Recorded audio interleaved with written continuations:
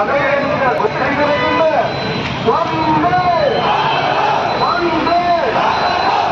ಈಗ ನಮ್ಮೆಲ್ಲರ ಉಪಸ್ಥಿತಿ, ನಮ್ಮೆಲ್ಲರ ಜನಪ್ರಿಯ ಶಾಸಕರು, ಯುವಕರ ಕಣ್ಮಣಿಗಳಾದ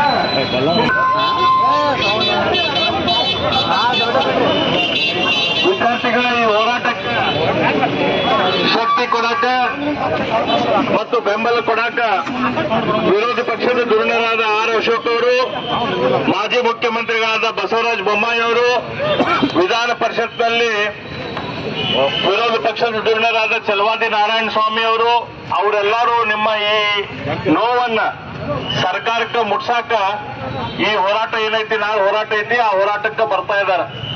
ನೀವೆಲ್ಲರೂ ಹೋರಾಟದಲ್ಲಿ ಭಾಗವಹಿಸಬಾರ್ದು, ನಿಮ್ಮ ಹೋರಾಟವನ್ನು ಹತ್ತಿಕ್ಕಬೇಕಂತೇಳಿ ಪೊಲೀಸರು ನಿಮ್ಗೆಲ್ಲ ಪೇಜಿಗದು ಹೋಗಿ, ಹಾಸ್ಟೆಲ್ಗೆ ಹೋಗಿ, ಲೈಬ್ರರಿಗೆ ಹೋಗಿ ನಿಮ್ಗೆಲ್ಲರಿಗೂ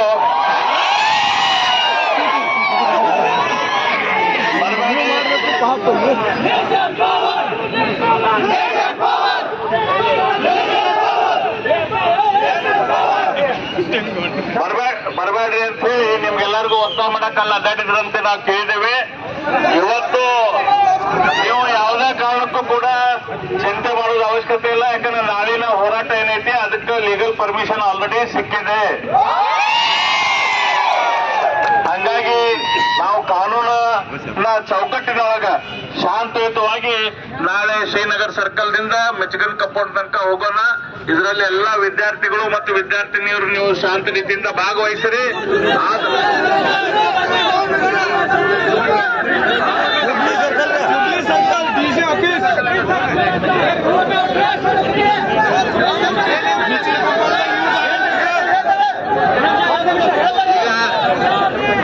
ಈಗ ನಾಳೆ ಶ್ರೀನಗರದಿಂದ ಶುರು ಮಾಡೋಣ.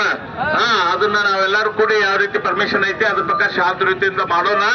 ಅದು ಹೋರಾಟದ ವಾಯ್ಸ್, ಹೋರಾಟದ ಬಿಸಿ ಸರ್ಕಾರಕ್ಕೆ ಮುಟ್ಸೋದು ಬಹಳ ಇಂಪಾರ್ಟೆಂಟ್. ಅದಕ್ಕೆ ನೀವೆಲ್ಲ ನಿಮ್ಮ ವಿದ್ಯಾರ್ಥಿಗೆ ಮಿತ್ರರಿಗೆ ಹೇಳ್ರಿ. ನಾಳೆ ಎಲ್ಲರೂ ನೀವು ಬರ್ರಿ, ವಿದ್ಯಾರ್ಥಿಯರು ವಿದ್ಯಾರ್ಥಿನಿಯರು ಎಲ್ಲರೂ ಕೂಡಿ ನೀವು ದೊಡ್ಡ ಪ್ರಮಾಣದಲ್ಲಿ ಬರಬೇಕು. ನೀವು ಎಷ್ಟು ಪ್ರಮಾಣದಲ್ಲಿ ಬರ್ತೀರಿ ಅದರಷ್ಟು ಬಿಸಿ ಸರ್ಕಾರಕ್ಕೆ ಹೋಗ್ಬೇಕು.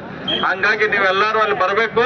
ಮಧ್ಯಾಹ್ನ ತನಕ ಅಂತಂದ್ರೆ ಎಲ್ಲರೂ ಪೂರ್ತಿ ದೊಡ್ಡ ಹೋರಾಟವನ್ನು ಮಾಡಿ ಸರ್ಕಾರಕ್ಕೆ, ಇಡೀ ಕರ್ನಾಟಕ ಸರ್ಕಾರಕ್ಕೆ ಒಂದು ದೊಡ್ಡ ಬಿಸಿಯನ್ನು ಮುಟ್ಟಿಸುವಂತ ಕೆಲಸ ಮಾಡೋಣ. ಅದ್ರ ಮೂಲಕ ನಿಮ್ಮ ರಿಕ್ರೂಟ್ಮೆಂಟ್ ಏನು ನಿಲ್ಲಿಸಿದಾರ ಆ ರಿಕ್ರೂಟ್ಮೆಂಟ್ ಶುರು ಮಾಡುವಂಗ ಕೆಲಸ ಮಾಡೋಣ ಅಂತ ಹೇಳಿ ಎಲ್ಲರೂ ಶಾಂತ ರೀತಿಯಾಗಿ ನೀವು ನಿಮ್ಮ ಜಗಕ್ಕೆ ಹೋಗ್ರಿ. ಊಟ ಮಾಡಿ ನಾಳೆ ಬೆಳಗ್ಗೆ ಬ್ರೇಕ್ಫಾಸ್ಟ್ ಮಾಡಿ ಗಟ್ಟಾಗಿ ಎಲ್ಲರೂ ಅಲ್ಲಿ 9:30 ಅಂತಂದ್ರೆ ಅಲ್ಲಿ ಬರ್ರಿ. ಎಲ್ಲರೂ ಕೂಡಿ ಸರ್ಕಾರಕ್ಕೆ ಬಿಸಿ ಮುಟ್ಟಿಸುವಂತ ಕೆಲಸ ಮಾಡೋಣ.